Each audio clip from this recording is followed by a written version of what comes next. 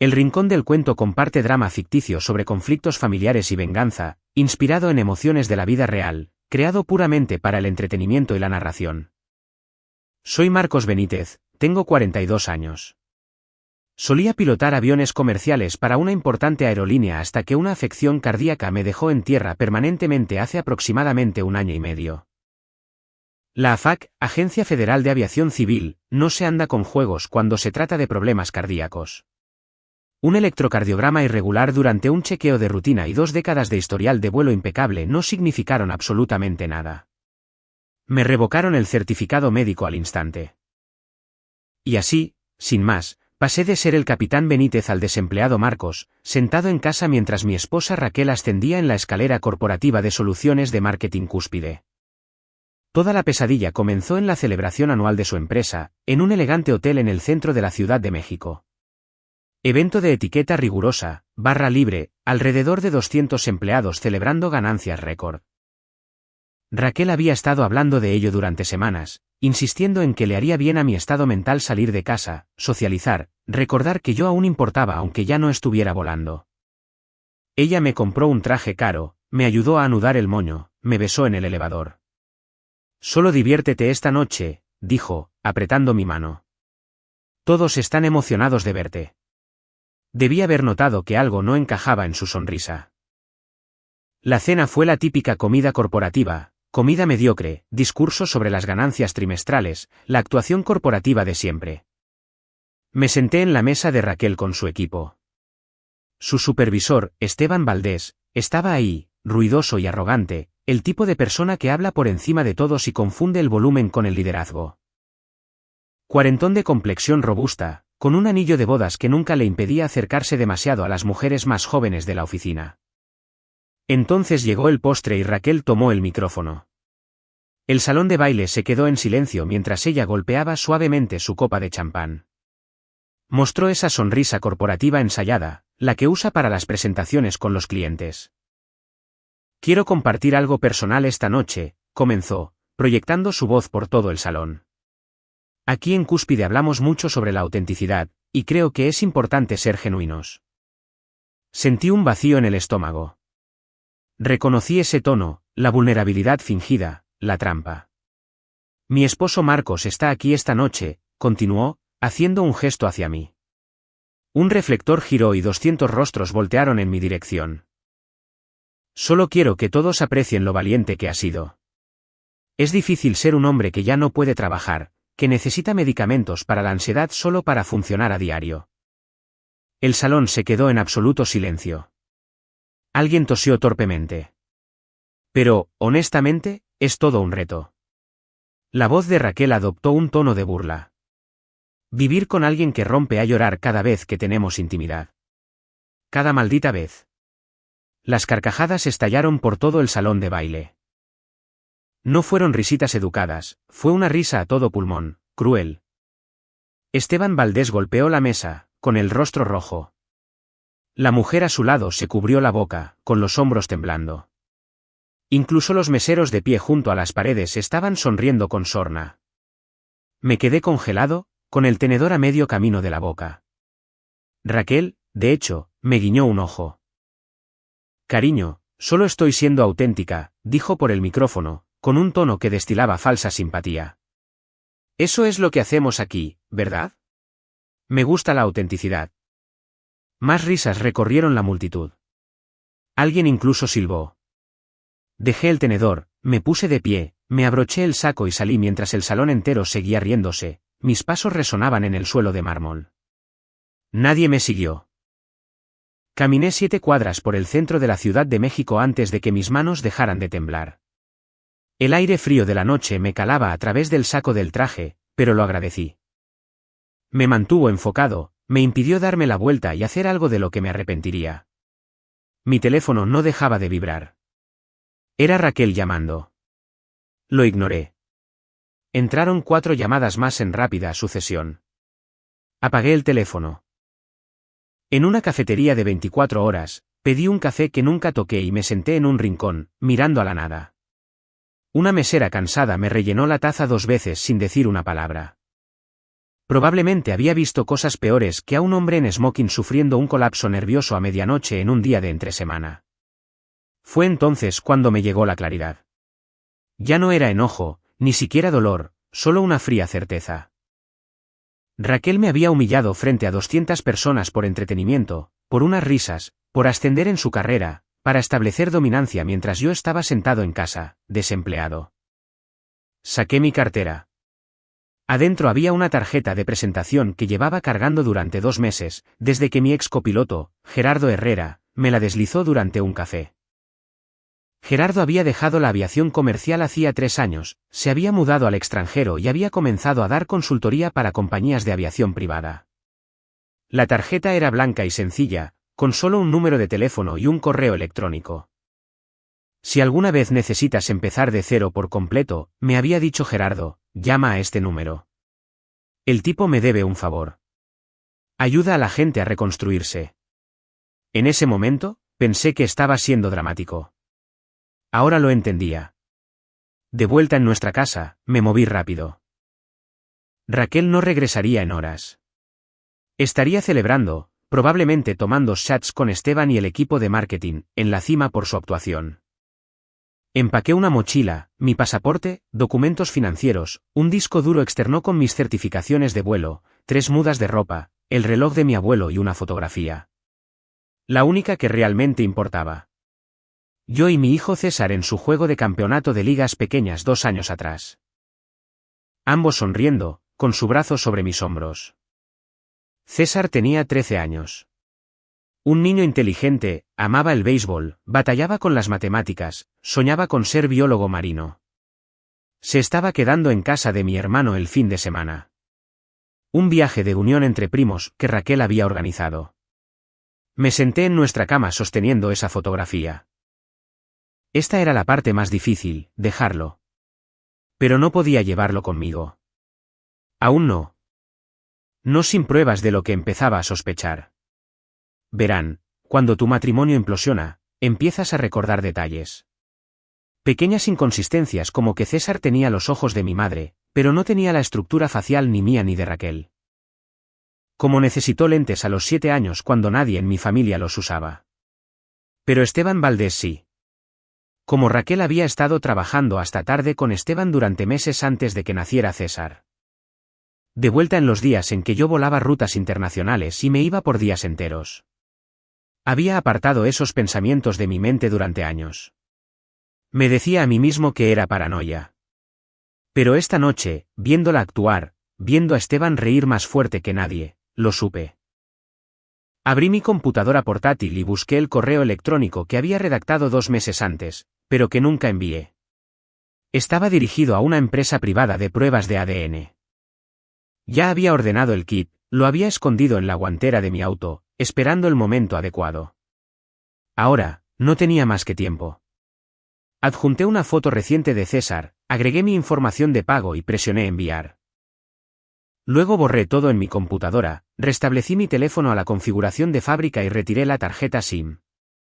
A las 2 de la madrugada estaba en un autobús en dirección al norte, sin destino, sin ningún plan más allá de desaparecer.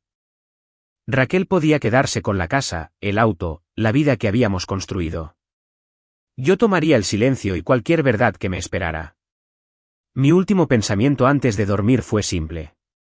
Algunos hombres pelean con los puños, otros con abogados. Yo pelearía convirtiéndome en alguien a quien ella nunca pudiera encontrar, nunca controlar, nunca volver a humillar. A 3 semanas de mi desaparición, vivía en un motel económico en las afueras de Tijuana, Baja California. El tipo de lugar que se renta por semana, que no hace preguntas, donde la máquina de hielo suena como si estuviera agonizando y el humo de cigarro de los inquilinos anteriores impregna todo. Había estado trabajando por debajo del agua en un pequeño aeropuerto regional, reabasteciendo aviones privados y realizando revisiones de mantenimiento. Al dueño, un mecánico militar retirado llamado Ernesto, no le importaban mis antecedentes. Pagaba en efectivo, no preguntaba nada y me dejaba trabajar sin hacer ruido. Él sobrellegó un martes por la mañana. Manila simple, sin remitente, reenviado a través del contacto en el extranjero de Gerardo. Mis manos se mantuvieron firmes mientras lo abría. Había pasado 3 semanas preparándome mentalmente para este momento, repasando cada resultado posible. Resultados de la prueba de paternidad por ADN. Probabilidad de paternidad, 0%. Lo leí 3 veces. Los números no cambiaron.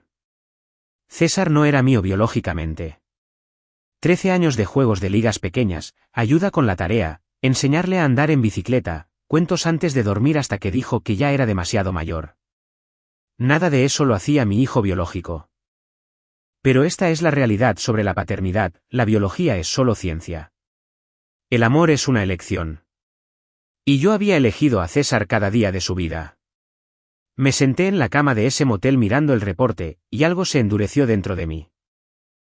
No sentí enojo hacia César, nunca hacia él, sino hacia Raquel y hacia quien fuera que lo había engendrado mientras yo tomaba vuelos nocturnos cruzando el país, confiando en mi esposa, creyendo en la familia que habíamos construido. Esteban Valdés. Tenía que ser él.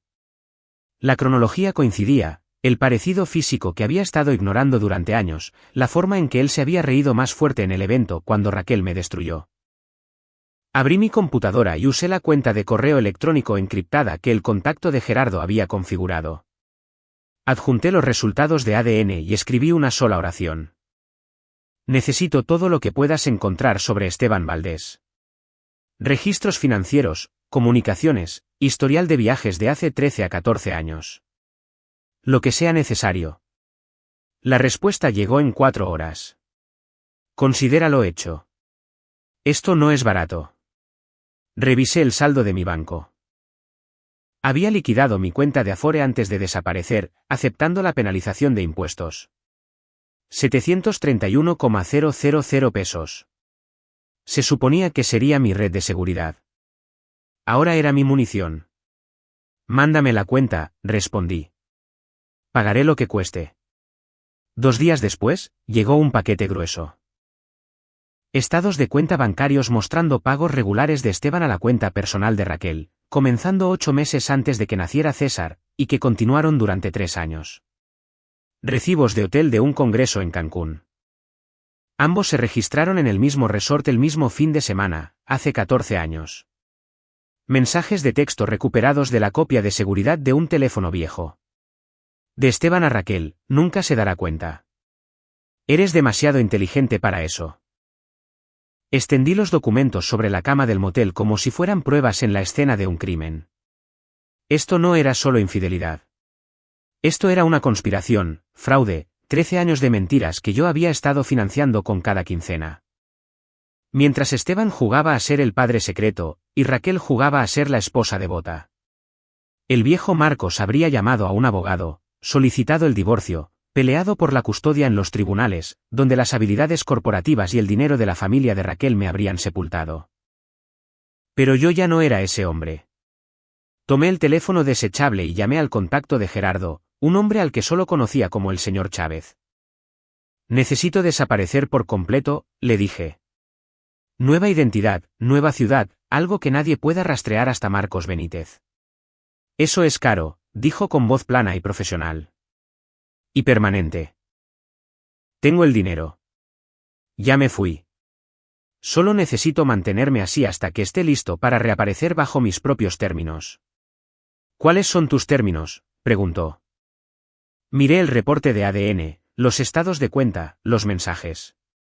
Reconstruir todo lo que me quitaron, pero más grande, intocable. Así que cuando esté listo para recordarles que existo, no tendrán más opción que escuchar. Hubo una pausa.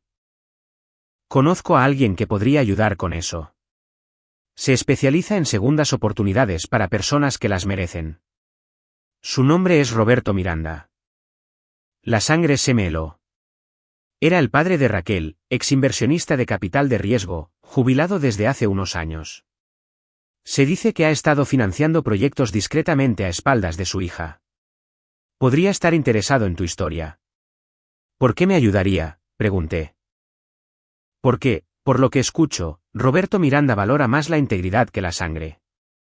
Y su hija acaba de hacer un espectáculo muy público destruyendo la reputación de un buen hombre. Ese tipo de cosas le molestan. Cerré los ojos. Esto era una apuesta, Pero ya había perdido todo lo que me importaba, excepto a César. ¿Qué más me quedaba por arriesgar? Programa una reunión, dije. En un lugar neutral. La reunión se llevó a cabo en una cafetería en Guadalajara. Territorio neutral, lo suficientemente público como para sentirse seguro, lo suficientemente tranquilo para una conversación honesta. Roberto Miranda eligió la ubicación. Llegué una hora antes para vigilar la entrada. Él entró exactamente a las 3 de la tarde, 68 años, cabello canoso, abrigo de lana, maletín de cuero que había visto décadas de uso. Pidió un café negro y se sentó en una mesa de la esquina frente a la puerta. Profesional, cuidadoso. Reconocí esa postura de mis años escaneando las terminales de aeropuertos en busca de problemas potenciales. Me acerqué después de 5 minutos. Señor Miranda, dije, extendiendo mi mano. Marcos Benítez. Se puso de pie, me dio un apretón firme. Su agarre era fuerte, sus ojos lucían cansados, pero agudos. Siéntate, Marcos. Tenemos mucho de qué hablar. Durante los primeros 10 minutos, ninguno de los dos mencionó a Raquel ni el evento. Me preguntó sobre mi formación, mi carrera como piloto, qué había estado haciendo desde que perdí el certificado médico. Respondí con honestidad. No tenía caso mentirle a un hombre que probablemente ya había hecho una verificación exhaustiva de mis antecedentes. Luego deslizó una carpeta sobre la mesa. Vi el vídeo, dijo Roberto en voz baja. Alguien de Cúspide lo publicó en su red interna. Mi hija humillándote por entretenimiento frente a 200 personas. No toqué la carpeta. ¿Por qué está aquí? Porque la crié mejor que eso, dijo con voz dura. Y porque pasé las últimas 2 semanas investigando qué sucedió realmente. Sé lo de Esteban Valdés. Sé lo de César. Apreté la mandíbula. ¿Cómo? Soy inversionista de capital de riesgo, Marcos. La debida diligencia es lo que hago, especialmente cuando mi hija hace algo completamente fuera de su carácter. Busqué más a fondo. Él mismo abrió la carpeta. Adentro había copias de los mismos documentos que yo había recibido, además de otros. Registros médicos de la ginecóloga de Raquel mostrando que César nació 2 semanas prematuro, lo que significaba que la concepción ocurrió durante ese congreso en Cancún. Transferencias financieras que yo no había visto. El informe de un investigador privado que confirmaba que Raquel y Esteban habían mantenido una aventura durante años. Te ha estado mintiendo desde antes de que naciera César, dijo Roberto. Y a mí también, usando dinero de la familia que le di para inversiones de negocios para pagar las deudas de juego de Esteban. Yo no financio a mentirosos, Marcos. Incluso cuando son de mi propia sangre. Me recosté, procesando la información. ¿Qué quiere de mí? Nada. Quiero darte algo. La oportunidad de reconstruirte. Tengo 68 años, tengo más dinero del que podré gastar en la vida, y una hija que valora la popularidad en redes sociales por encima de la integridad. Prefiero invertir en alguien que entiende lo que es el verdadero carácter. No soy un caso de caridad, le dije. No estoy ofreciendo caridad. Estoy ofreciendo una asociación. Roberto sacó una segunda carpeta. He estado observando el mercado de consultoría en aviación privada durante 3 años. Firmas pequeñas, clientes de alto nivel. Discreción absoluta. Está creciendo rápido. Tú tienes 2 décadas de experiencia en vuelos comerciales y contactos en la industria. Yo tengo el capital y las conexiones comerciales. Construyamos algo juntos, algo limpio, algo que ella no pueda tocar. Examiné el plan de negocios que ya había redactado. Proyecciones de ingresos, análisis de mercado, costos iniciales. Había hecho bien su tarea. ¿Por qué?, le pregunté. ¿Por qué traicionar a su propia hija por un extraño? La expresión de Roberto se endureció. Porque dejó de ser mi hija en el momento en que eligió la crueldad sobre el carácter. Y tú no eres un extraño. Eres el hombre que crió a mi nieto con más integridad de la que su padre biológico jamás demostró. Eso me importa. Sentí que algo se movía en mi pecho. No esperanza exactamente, sino posibilidad. ¿Cómo deberíamos llamarlo?, preguntó Roberto. Pensé en el reporte de ADN. Las dos palabras que habían destruido mi antigua vida y construirían la nueva. Aviación Fénix, dije. Consultoría de Aviación Fénix. Roberto sonrió genuinamente por primera vez. Simple, directo. Me gusta. Extendió su mano nuevamente. Esta vez, cuando la estreché, ya no era Marcos Benítez, el esposo humillado. Era Marcos Benítez, el fundador, el constructor, el hombre que convertiría el silencio en poder. Una condición, dije. Raquel no puede saber sobre esto. Aún no. No hasta que estemos tan establecidos que no pueda ignorarnos. La sonrisa de Roberto se ensanchó. Hijo, no lo querría de otra manera. 18 meses después de mi desaparición, Consultoría de Aviación Fénix se había convertido en un fantasma en la industria. No estábamos en LinkedIn, no nos anunciábamos, no perseguíamos clientes. Ellos venían a nosotros a través de susurros y referencias. Individuos de alto patrimonio que necesitaban analizar sus operaciones de vuelos privados. Ejecutivos corporativos que buscaban consultoría de aviación discreta. Celebridades que requerían que la adquisición de sus aeronaves se manejara silenciosamente. Roberto y yo habíamos construido algo extraordinario. Los ingresos se acercaban a los 153 millones de pesos anuales.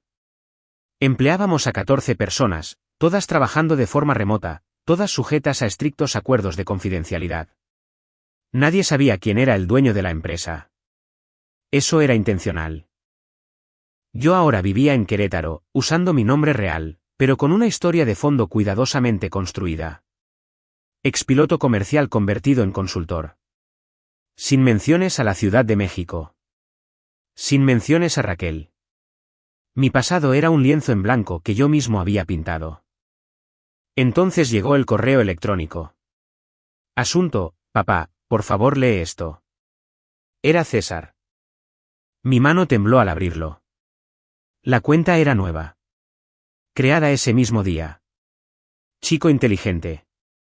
Sabía que yo tendría alertas configuradas para nuestras antiguas direcciones de correo electrónico familiares. Papá, no sé si recibirás esto o si siquiera estás vivo. Mamá dice que nos abandonaste. Que tuviste un colapso nervioso y simplemente te fuiste. Pero ya no le creo. Ya tengo 14 años. Primer año de prepa. Entré al equipo titular de béisbol aunque soy joven para mi grado. Habrías estado orgulloso. El entrenador dice que tengo tu disciplina. Pero no es por eso que escribo. Encontré algo en la oficina de mamá el mes pasado. Estados financieros, pagos de alguien llamado Esteban Valdés desde antes de que yo naciera.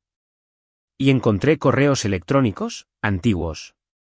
Ella creyó haberlos borrado, sobre mí, sobre ti, sobre mentiras. Me hice una prueba de ADN, uno de esos kits por correo, usé el dinero de mi cumpleaños. Lo comparé con una muestra de tu viejo cepillo de pelo que guardaba en mi cuarto. Sé que no eres mi padre biológico, pero sigues siendo mi papá.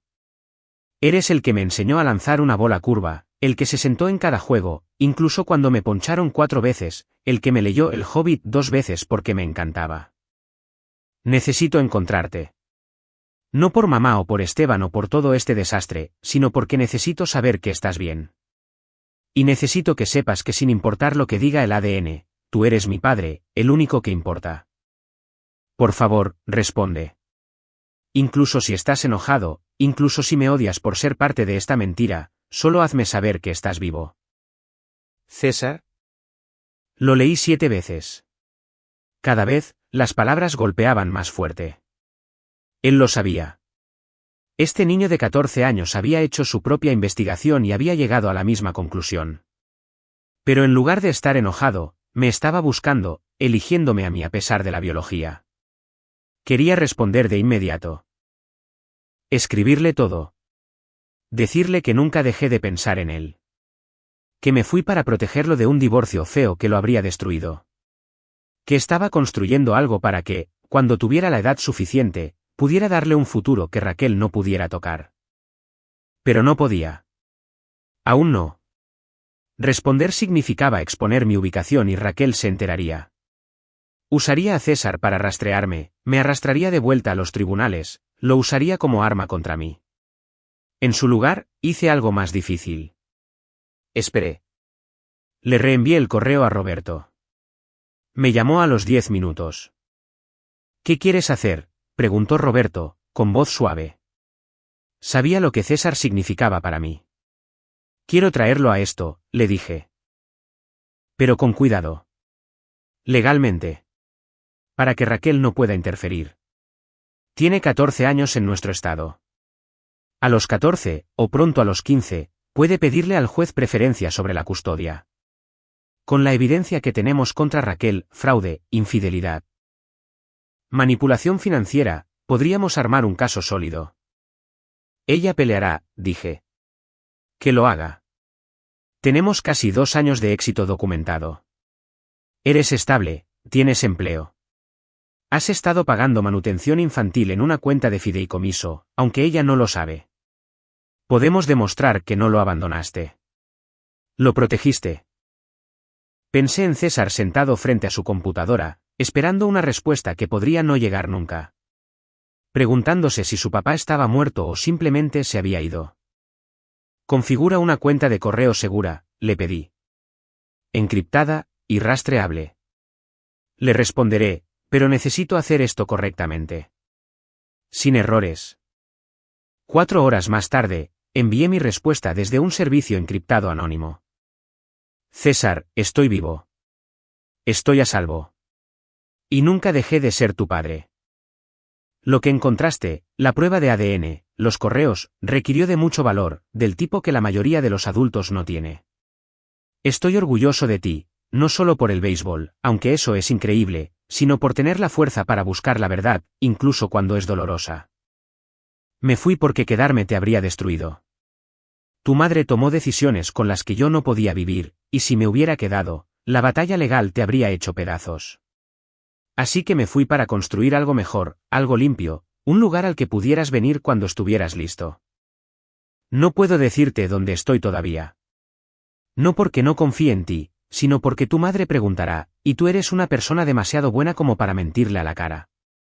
Pero pronto, cuando cumplas 15 años, podemos solicitar un cambio de custodia. Podrás elegir dónde quieres vivir, y yo estaré esperando. Hasta entonces, sigue jugando al béisbol. Sigue siendo el increíble joven en el que te has convertido. Y sabe que todos los días trabajo para construir un futuro donde podamos ser una familia de nuevo. Te amo, hijo. La biología no cambia eso. Nada lo hará. Papá. Presioné enviar y me recargué en la silla. El primer movimiento estaba hecho. Ahora solo tenía que esperar a que César tuviera la edad suficiente para elegir por sí mismo. Y cuando llegara ese día, Raquel aprendería lo que significaba perder algo irreemplazable. El mundo de Raquel comenzó a colapsar 8 meses después del correo de César. Yo no lo causé, solo dejé de prevenirlo. Roberto tenía contactos en soluciones de marketing cúspide. Una llamada a un exmiembro de la junta directiva, y de repente, los reportes de gastos de Raquel estaban siendo auditados de cerca. El tipo de auditoría que encuentra 3 años de gastos de viaje inflados, compras personales cargadas a tarjetas corporativas y pagos inexplicables a Esteban Valdés listados como honorarios de consultoría. El llamado llegó un miércoles. Raquel, pase a recursos humanos, por favor traiga la documentación. Me enteré a través de las fuentes de Roberto. Ella intentó explicarse, dijo que Esteban era un consultor legítimo, que los cargos estaban aprobados. Pero cuando Recursos Humanos revisó los supuestos contratos de consultoría de Esteban, no encontraron nada.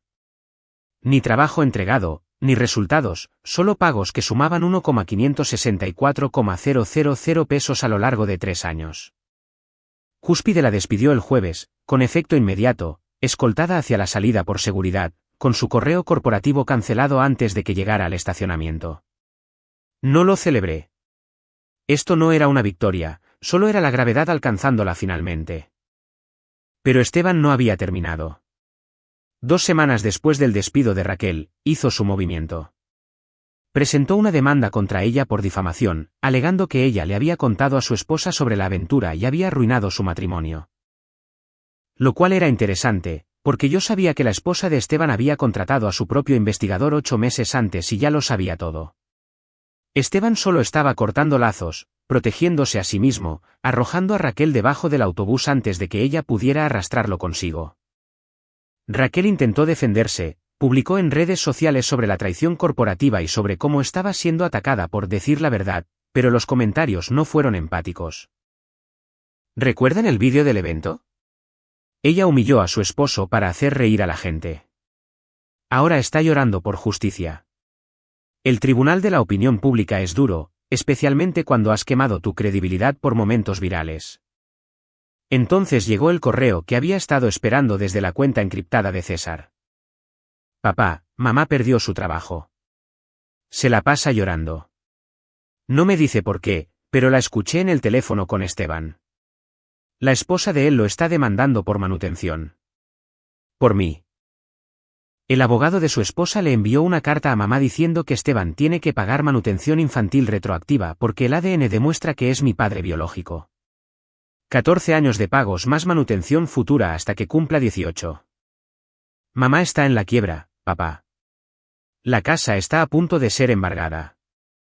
Habla de irnos a vivir con la abuela, pero el abuelo Roberto no contesta sus llamadas. Sé que probablemente pienses que se lo merece. Tal vez sí, pero estoy atrapado en el medio y ya no quiero vivir con ella. No puedo verla desmoronarse y culpar a todos excepto a sí misma. Cumpliré 15 años en 6 semanas. ¿Podemos presentar la petición de custodia entonces? Quiero ir a vivir contigo, donde quiera que estés, sea lo que sea que estés haciendo. Solo quiero estar con mi verdadero papá. Por favor. Le mostré el correo a Roberto. Asintió lentamente. Es hora de que presentemos la solicitud en su cumpleaños número 15. Cita el fraude de Raquel, su despido, su inestabilidad financiera. César ya tiene edad para testificar que quiere vivir contigo. Los tribunales escuchan a los chicos de su edad. Ella peleará, dije. ¿Con qué? Está desempleada, viviendo de tarjetas de crédito. La esposa de Esteban la está demandando. Raquel ya no tiene nada con qué presionar.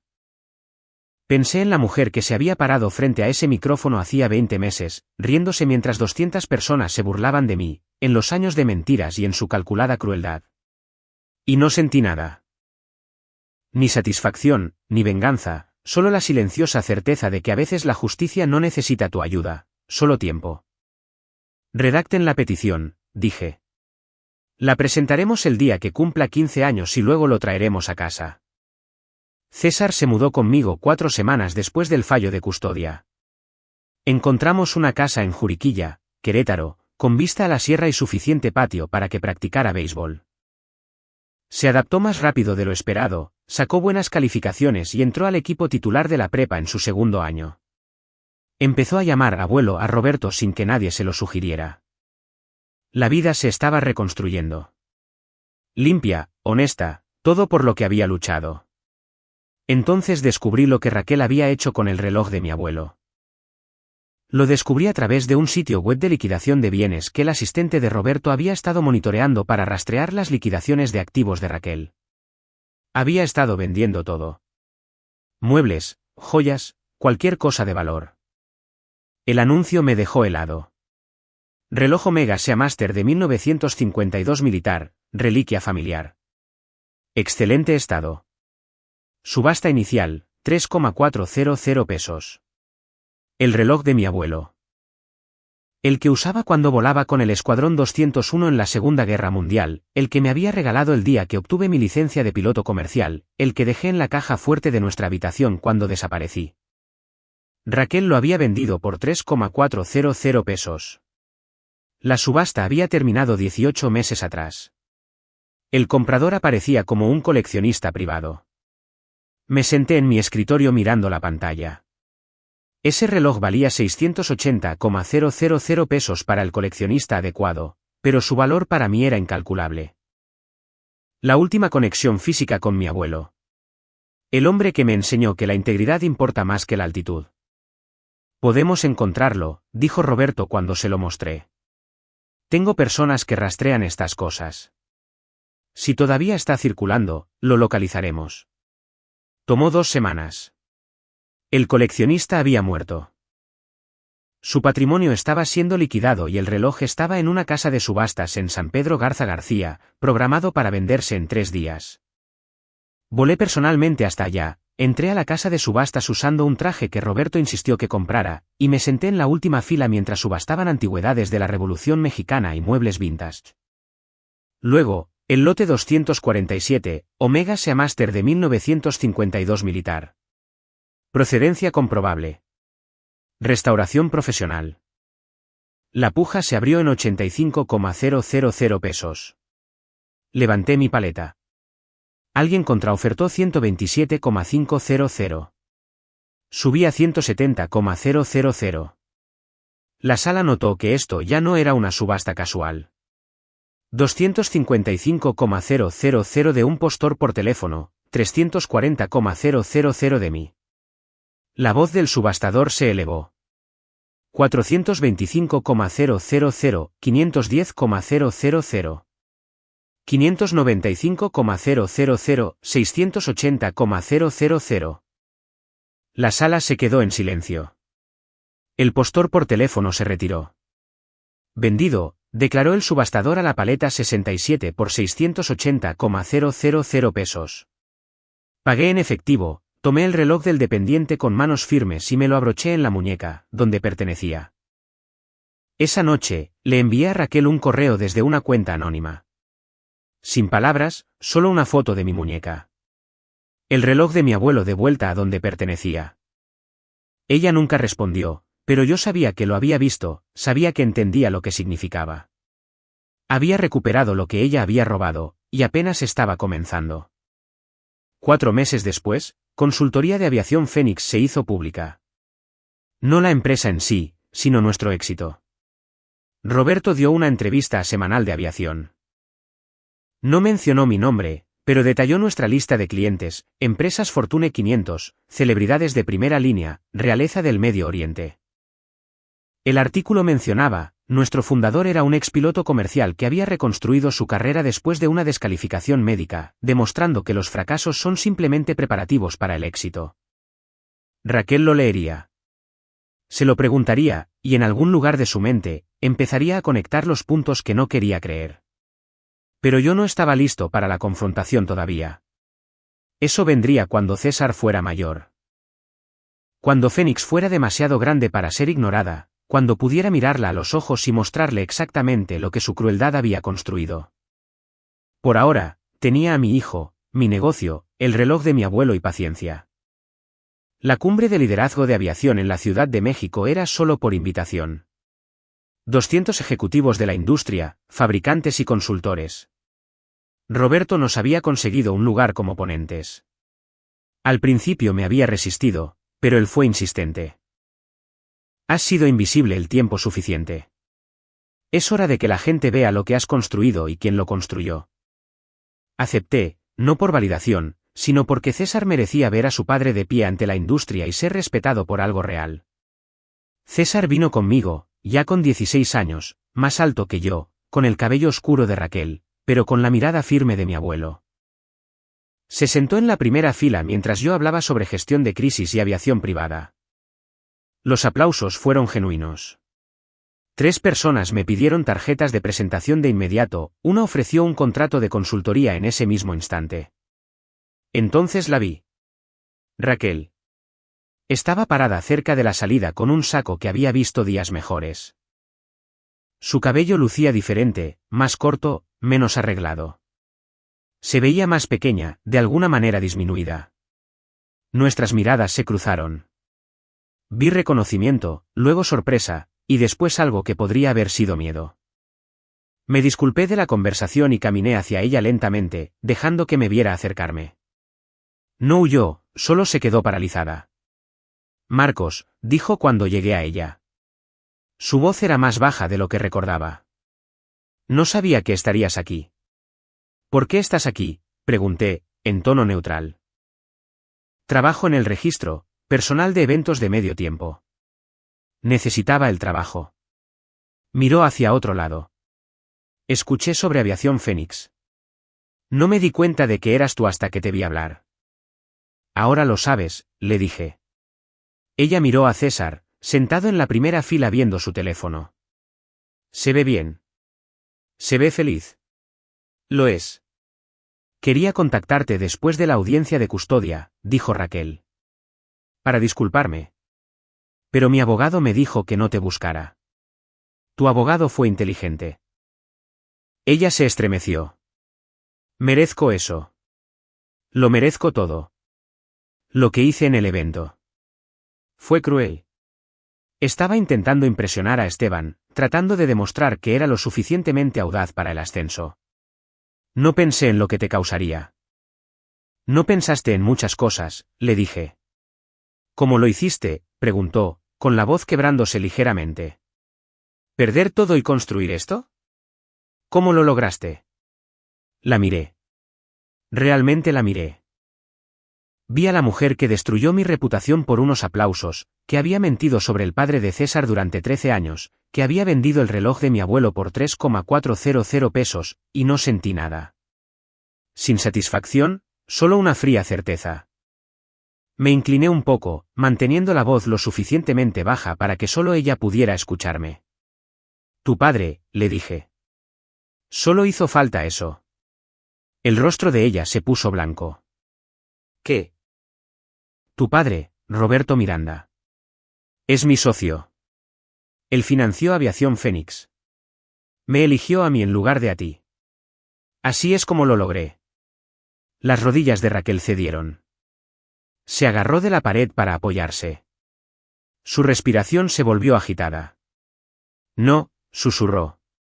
Eso no puede ser. Él no lo haría. Lo hizo hace 2 años. Me dio capital, conexiones, todo lo que necesitaba porque él valora la integridad por encima de la sangre. Y tú demostraste no tener ninguna de las dos. Sus ojos se llenaron de lágrimas. Estás mintiendo. Saqué mi teléfono y le mostré los documentos de registro corporativo. Consultoría de Aviación Fénix SDRL fundadores, Marcos Benítez y Roberto Miranda. Ha estado invirtiendo en mí mientras tú te ahogabas, dije en voz baja. Cada trato que perdiste, cada trabajo que no pudiste conseguir, él se aseguró de ello. No para destruirte, sino para asegurarse de que yo pudiera reconstruirme sin interferencias. Raquel se deslizó por la pared hasta caer sobre la alfombra, cubriéndose la cara con las manos. La gente empezaba a notarlo. Un miembro del personal se acercó, preocupado. Estará bien, les dije. Solo está abrumada. Miré a Raquel por última vez. Me humillaste por un ascenso que nunca conseguiste, mentiste sobre mi hijo durante 13 años, vendiste el legado de mi familia por una miseria, y ahora estás trabajando en un registro mientras yo soy el conferencista principal. Eso no es venganza, Raquel. Es simple gravedad. Caminé de regreso hacia César. Levantó la vista de su teléfono. ¿Era mamá? Sí. ¿Estás bien? Puse mi mano en su hombro, sentí el peso del reloj de mi abuelo en mi muñeca, pensé en Roberto esperando en el hotel. Estoy perfecto, dije. Y lo decía en serio. 8 meses después de la conferencia en la Ciudad de México, Raquel hizo un último intento por contactarnos, no a mí, sino a César. Él me mostró la carta que llegó a nuestra casa, escrita a mano en papel barato. César, sé que no tengo derecho a pedir nada. Sé que lo que hice es imperdonable, pero eres mi hijo y necesito que sepas que nunca dejé de amarte. Incluso cuando tomé decisiones terribles. No te pido que me perdones. Solo te pido que entiendas que me estaba ahogando. Tu padre se fue y entré en pánico. Cometí errores. Lastimé a la gente. Te lastimé a ti más que a nadie. Si alguna vez quieres hablar, estoy aquí. Siempre estaré aquí, como tu mamá. César la leyó 2 veces, luego la dejó sobre la mesa de la cocina. ¿Qué piensas?, pregunté. Se quedó callado por un largo momento. 17 años ahora, más alto que yo, capitán del equipo de béisbol de la prepa, con ofertas de beca completa de 3 universidades. Creo que está tratando de reescribir la historia, dijo finalmente César. Tú no te fuiste porque quisiste. Te fuiste porque ella te destruyó, y ahora quiere lástima porque está enfrentando las consecuencias. Sigue siendo tu madre, dije con cautela. Biológicamente, al menos. No, respondió César con firmeza. Es la mujer que nos mintió a ambos durante toda mi infancia, que te humilló públicamente, que vendió el reloj del abuelo por dinero para cervezas. Me miró. Tú eres mi padre, el que volvió por mí, el que construyó algo real, el que me enseñó que el carácter importa más que el ADN. Sentí que algo se oprimía en mi pecho. Orgullo, dolor, alivio. ¿Qué quieres hacer?, le pregunté. Nada, dijo César. No quiero responder. No quiero involucrarme. Ella tomó sus decisiones. Ahora vive con ellas. Asentí. ¿Es justo? Pero si quiero saber una cosa, continuó César. Esteban, ¿él sabe sobre mí? Que soy su hijo biológico. Había temido esta pregunta durante meses. Sí. El abogado de su ex esposa lo contactó durante el divorcio. La evidencia de ADN fue parte del caso de custodia de sus otros hijos. ¿Lo sabe? ¿Ha intentado contactarme? No. César absorbió eso. Qué bueno. No quiero conocerlo nunca. Es solo un tipo que se acostó con mi mamá y le pagó para que se callara. Tú. Tú eres el que estuvo presente. Eso es lo único que importa. 2 semanas después, Roberto llamó con noticias sobre Esteban Valdés. Había declarado su quiebra, personal y comercial. Su esposa lo dejó limpio en el divorcio. La manutención infantil para sus 3 hijos, además de César, casi lo llevó a la bancarrota. Luego, su negocio de consultoría colapsó cuando se corrió la voz sobre la aventura y el desfalco que había estado ocultando. ¿Dónde está ahora?, pregunté. Trabajando en un lote de autos en los suburbios, vendiendo autos usados. Gana unos 646,000 pesos al año. Vive en un departamento tipo estudio. Divorciado, solo, exactamente lo que se merece. Pensé en el hombre que se rió más fuerte cuando Raquel me humilló. ¿El que engendró a César y luego se escondió detrás de pagos mensuales? ¿El que traicionó a su propia familia por una aventura? Bien, dije. Que se quede ahí. Roberto hizo una pausa. Hay algo más. Raquel ha estado intentando contactarme. Correos, llamadas telefónicas. Quiere una reunión. Dice que necesita explicarme. ¿Qué le dijiste? Nada. Bloqueé su número, cambié mi correo. No tiene derecho a explicarse. No tiene derecho a un cierre. Obtiene silencio. Sonreí. Roberto lo entendía. El silencio no era crueldad. Era consecuencia. Fénix se está expandiendo, continuó Roberto. Un consorcio europeo se nos ha acercado. Quieren que demos consultoría sobre la operación de una flota privada en Dubái. 12 aviones, contrato de 3 años, 391 millones de pesos. ¿Lo tomamos? Ya está firmado. Tendremos que contratar a 6 consultores más. Estaba pensando que César podría querer unas prácticas de verano, obtener algo de experiencia empresarial real antes de la universidad. Miré a César en la sala, estudiando cálculo. Mi hijo, no por sangre, sino por elección. Le preguntaré, dije, pero creo que dirá que sí. 3 años después de esa conferencia en la Ciudad de México, estaba de pie en la terminal principal del Aeropuerto Internacional de Monterrey, viendo a César abordar un vuelo. Beca completa en el TEC de Monterrey, ingeniería aeroespacial, siguiendo los pasos de su abuelo, solo que con alas diferentes. Me abrazó en el punto de revisión de seguridad. Gracias, papá, por todo. Te ganaste esto, le dije. ¿Todo? No, respondió César, tú te lo ganaste. Tú reconstruiste todo después de que ella lo destruyó. Tú me mostraste cómo se ve la verdadera fuerza. Lo vi desaparecer a través de seguridad, luego caminé de regreso al estacionamiento. Mi teléfono vibró. Un mensaje de Roberto. ¿César ya se fue a la escuela? Acabo de verlo pasar seguridad. Buen muchacho. Lo criaste bien. Lo criamos bien, corregí. Consultoría de Aviación Fénix había crecido más allá de cualquier cosa que yo hubiera imaginado. Oficinas en Querétaro, Dubái y Londres. 52 empleados, ingresos anuales acercándose a los 1,020 millones de pesos. Dábamos consultoría a gobiernos, corporaciones y clientes privados que valoraban la discreción por encima de todo. Roberto se había retirado de la gerencia activa el año pasado, pero aún asistía a las reuniones de la junta directiva, aún ofrecía consejos y aún me recordaba que el carácter siempre supera a las credenciales. Manejé a la oficina.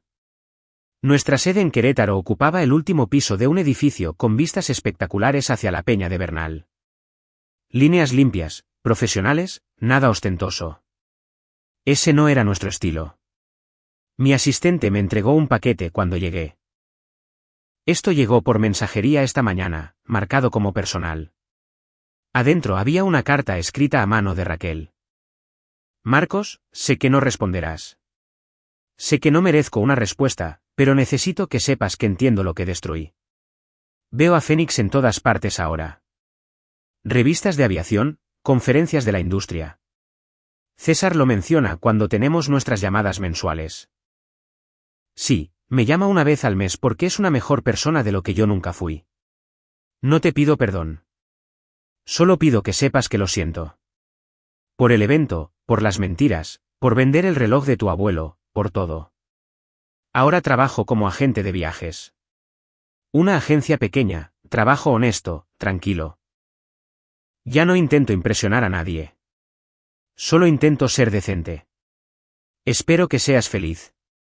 Espero que César sea feliz. Ambos se lo merecen. Raquel. Lo leí una vez y luego lo archivé sin responder. Ella quería un cierre. Quería que yo dijera que todo estaba bien, que ya lo había superado. Pero no lo había superado. Había avanzado a través de ello, construyendo algo más grande que el daño, y eso era mejor que el perdón. El reloj de mi abuelo hacía tic-tac a un ritmo constante en mi muñeca. César estaba en el TEC de Monterrey. Roberto estaba sano y orgulloso. Fénix prosperaba. Abrí mi computadora y busqué la declaración de misión de la empresa, la que Roberto y yo habíamos escrito hacía 3 años, Consultoría de Aviación Fénix.